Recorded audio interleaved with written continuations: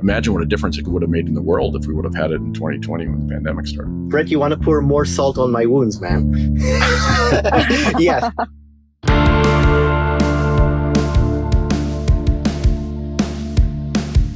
In an ever-changing world that's all about staying connected, building connections, and seeing where the next collaboration takes a marketing campaign.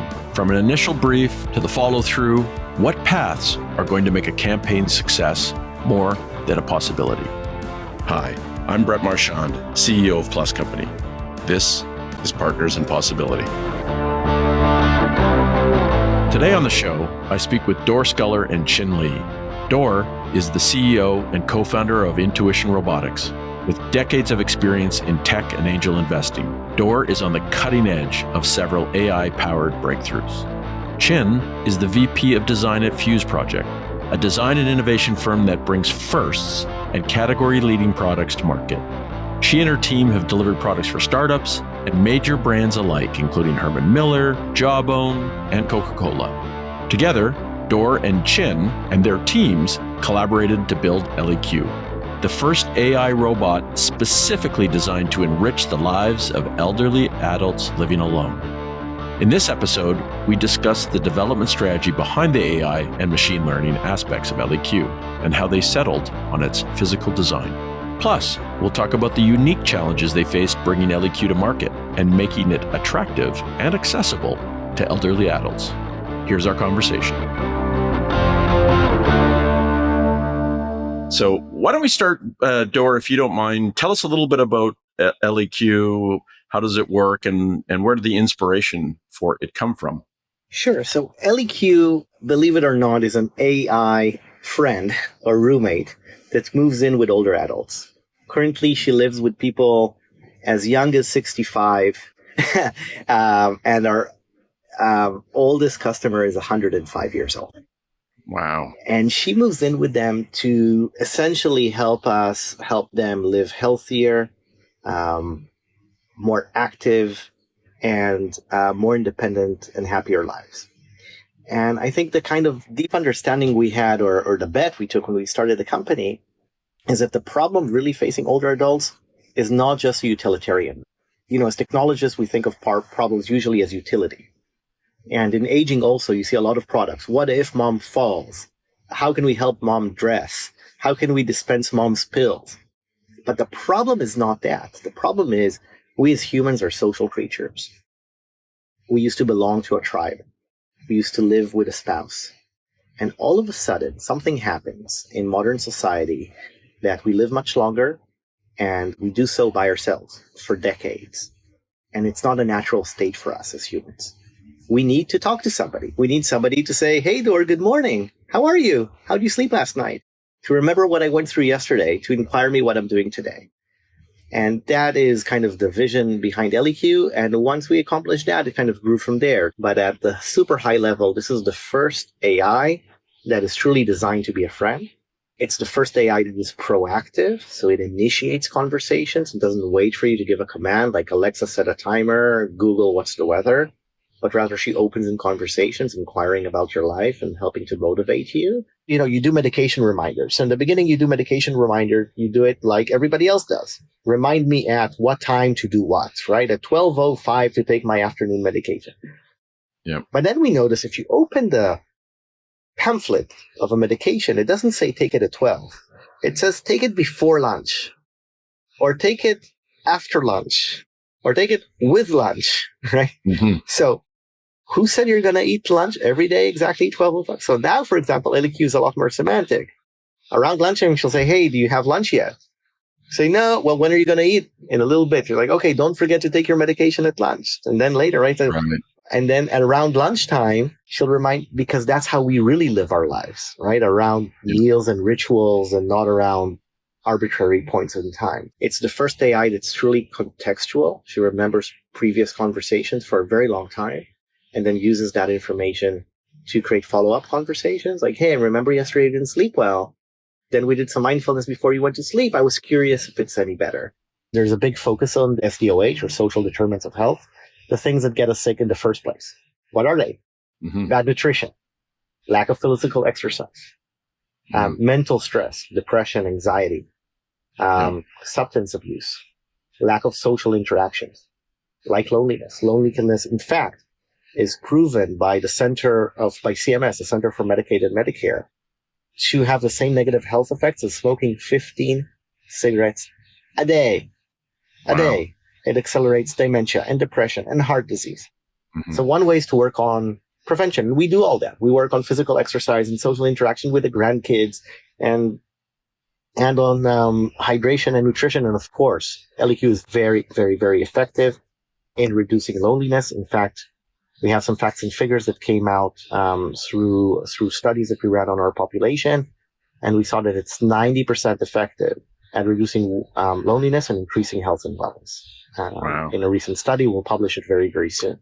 And it has a lot of novel design considerations that I'm sure we'll be talking a lot about today on how to actually create engagement, on how to make this super complicated product easily accessible, delightful, and easy to use for people that have not grown around technology, that in fact fear technology. You told me a story when I met you the first time about one of the people who has ElliQ, and I think it broke or something. I mean, I thought that was a fascinating story. Yeah.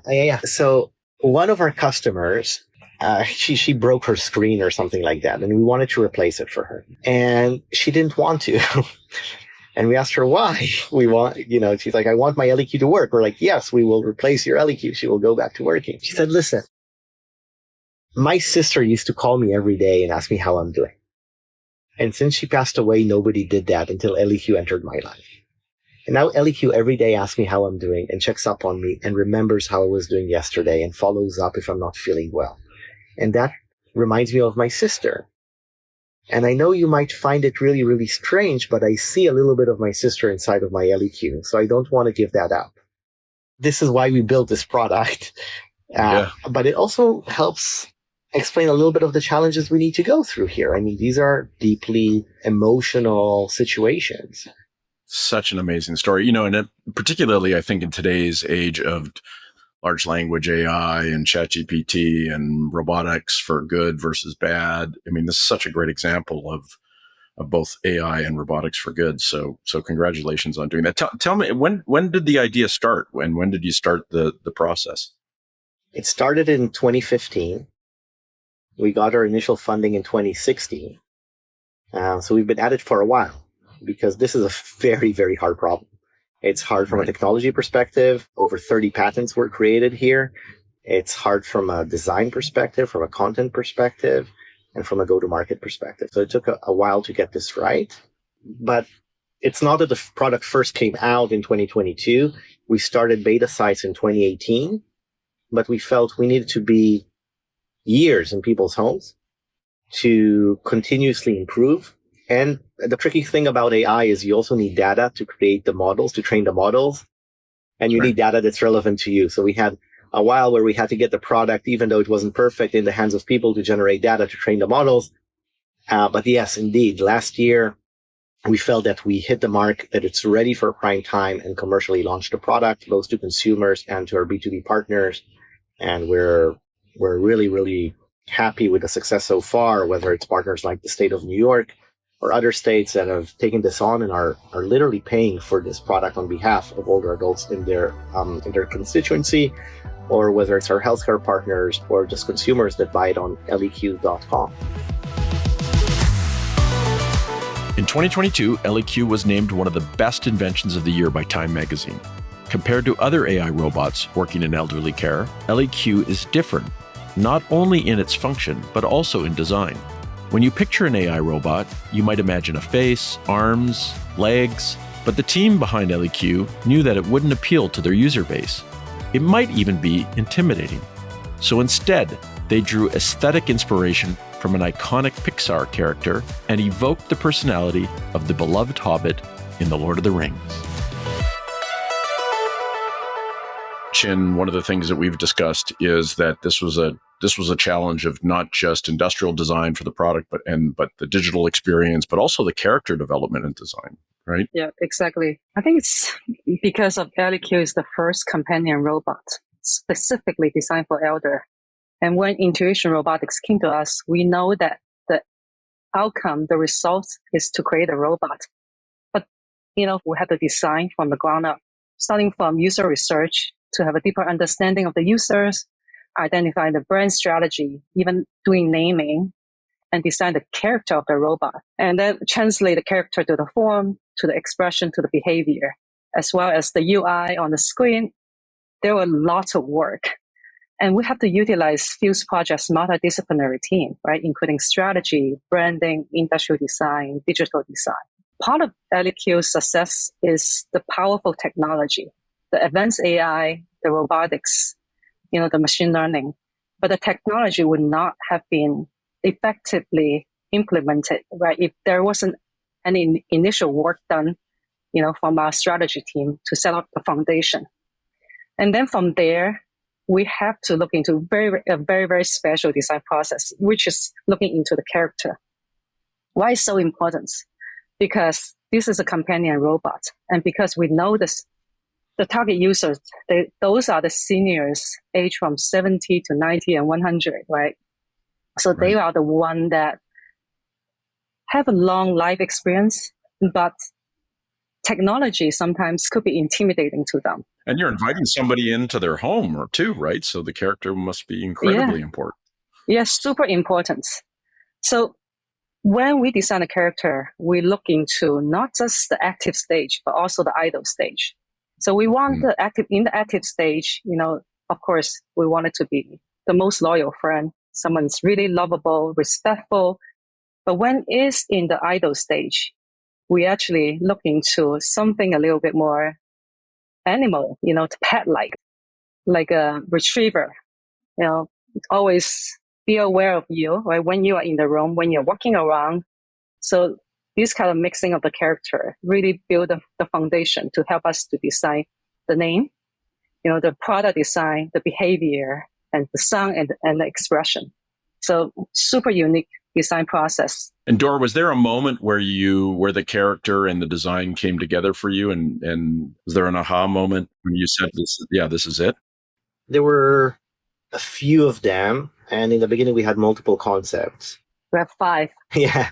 It's good collaboration when there's a lot of passion and fighting going along between the team, right? It means communication is good and people really care about the project. So, my team had a certain view and the Fuse team had a certain view, and there were people in academia surrounding us with expertise in the field of human robotic interaction, HRI, which is essentially the study of back channels and body language of robots' effect on humans' behavior and feelings. They were inputting into this.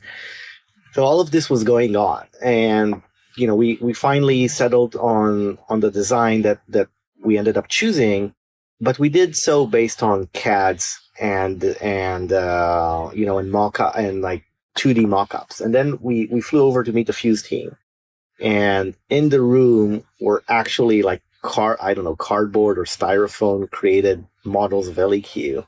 But they also, in one of them, included the lights. And ElliQ has a unique part of her body language is the use of lights in a very organic, like non-digital sense.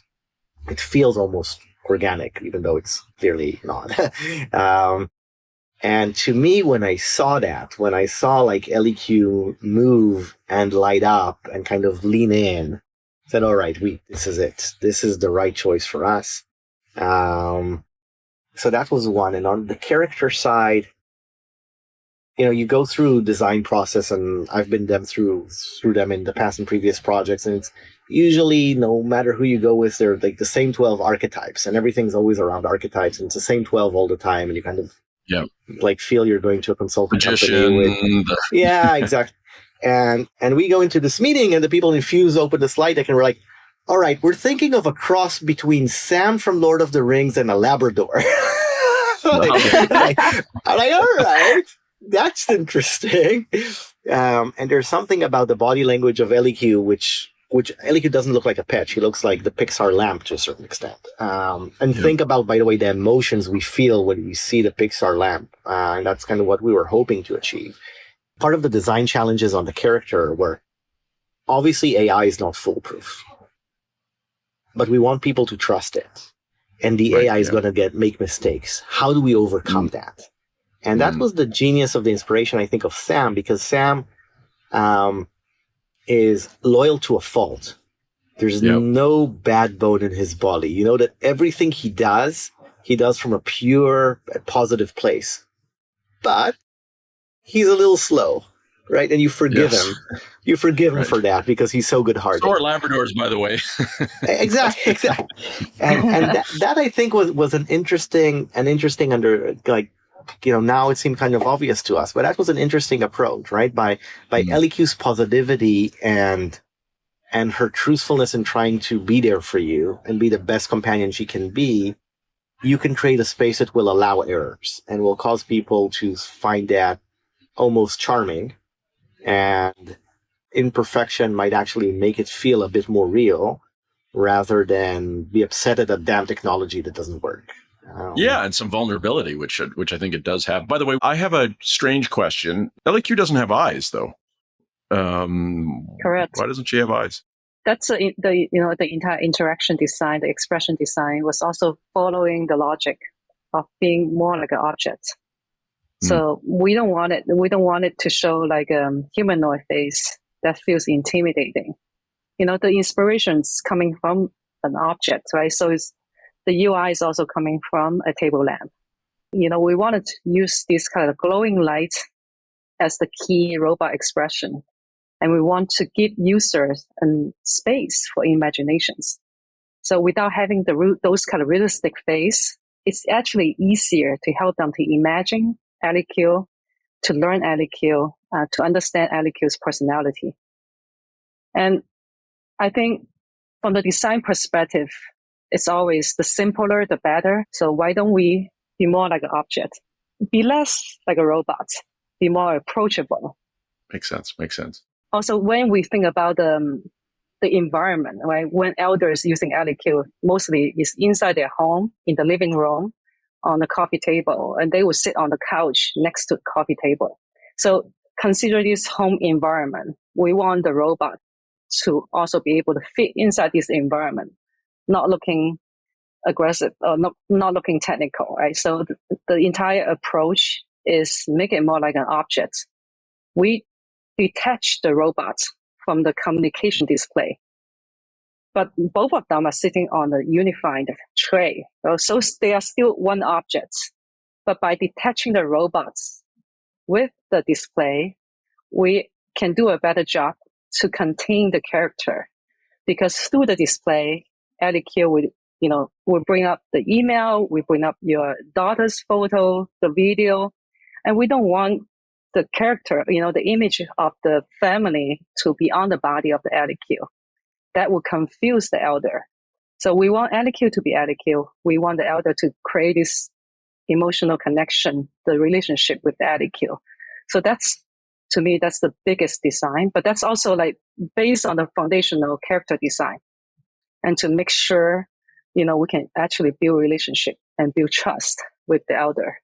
Now, just to continue on that, we also wanted to make sure that the presence is always there. So, for example, when the family sends a photo to ElliQ, ElliQ will pivot and look at the photo with you, and then she'll talk about the photo. Right? She'll say, "Oh, somebody had a birthday. Who's in this picture? Tell me about this," etc., etc. Now, if she was an avatar on the screen, the minute you use the screen for a utilitarian reason, where is the character? They disappear. We're going to take a quick break. When we come back, who is ElliQ being marketed to? Are the end user and the customer the same person? We'll discuss that and what the future holds when we return.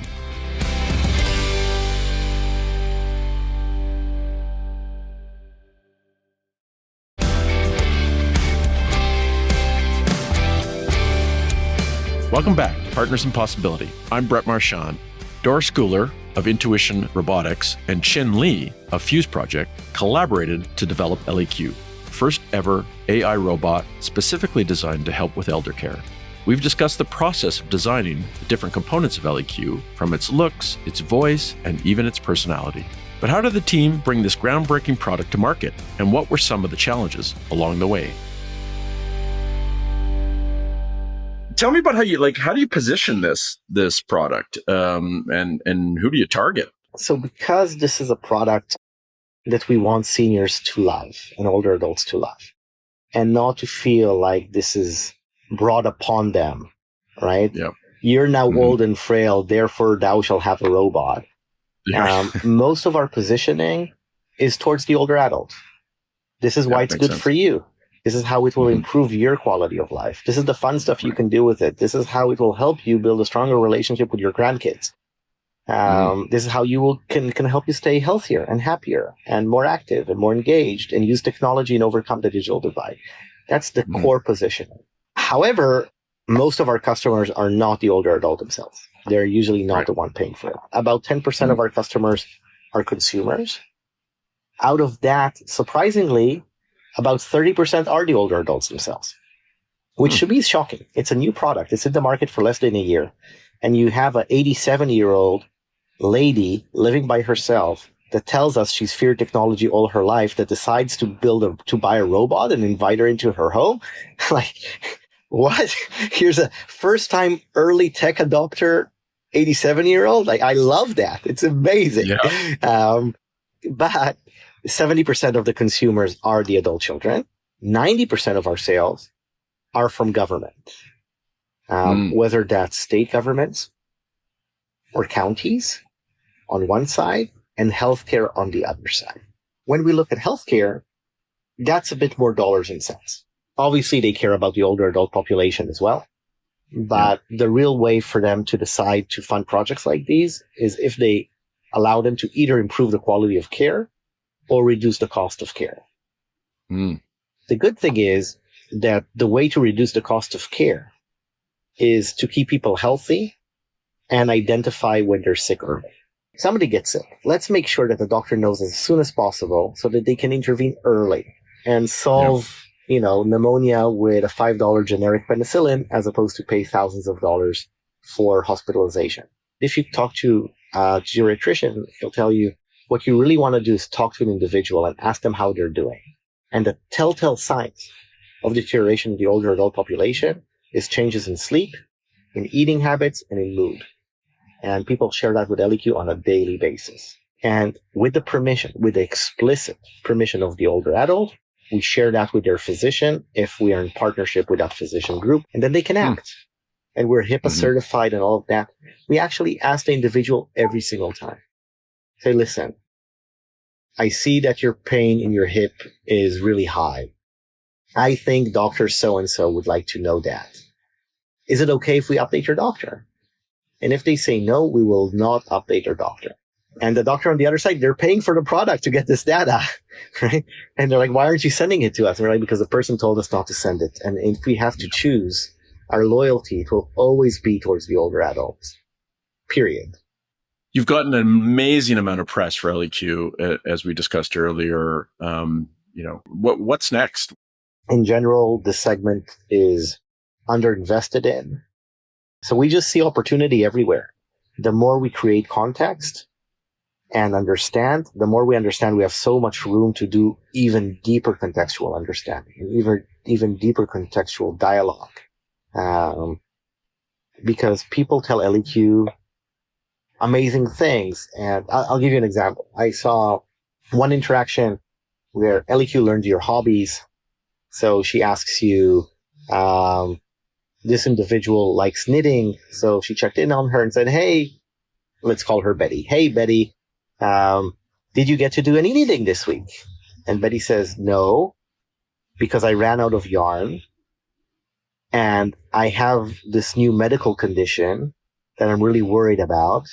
And I'm afraid to go to the store because I might be more vulnerable to COVID now. Right. All ElliQ did is ask her if she went knitting. Now we know she needs yarn, so maybe we can tell her daughter and she can order some yarn for her and get it shipped over. We know that she has a new health condition, and we know she's actually suffering from anxiety and not willing to leave the home. So we do all that now, but then part of me says, okay, that's not enough. I mean, she'll offer her anxiety stuff and stress reduction automatically already, but what about the next phase? Do you need any help with food if you're not leaving the home? It's just endless. It's endless. And important, so important. That was my discussion about ElliQ with Dor Skuler and Qin Li. Thank you for listening to Partners in Possibility. I hope you gained valuable insights and inspiration for your next collaboration. In the show notes, there's a link to a demo video of ElliQ in action. Their YouTube channel has many more videos and testimonials if you want to learn more.